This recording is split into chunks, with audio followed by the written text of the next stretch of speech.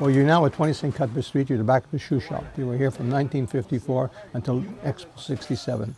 It's 60 years later and it's still a shoe shop.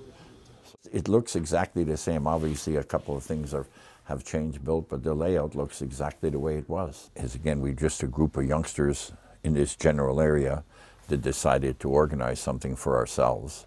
So we started off with ball hockey teams and basketball teams. Sid wrote our little newspaper.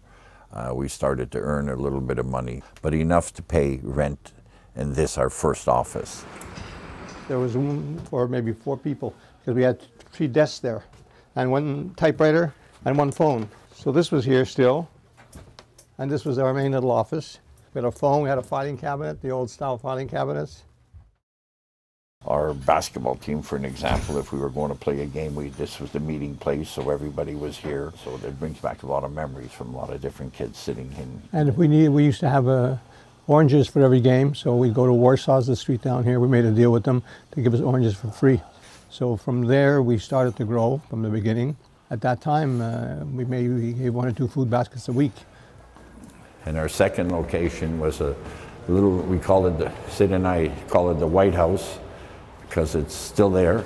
It's painted white, and it was right on the corner of Montreal and Park Avenue.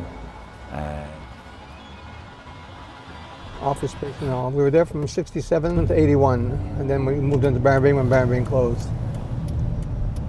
We ran our Little League baseball right across the street. We ran our football right across the street. There was always kids around here.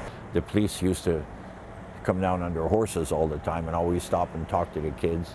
Every now and then they'd fool around with us and they'd ride the horse right into the building. So it was a very interesting corner for us. A lot of things went on here. We're now located at 4251 St. Urbain.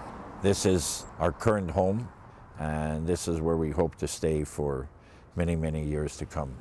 This last mural depicts the home of where we are now, which is the old Baron Byng building, which is a very historical building, but now the history is Sun Youth inside of the building.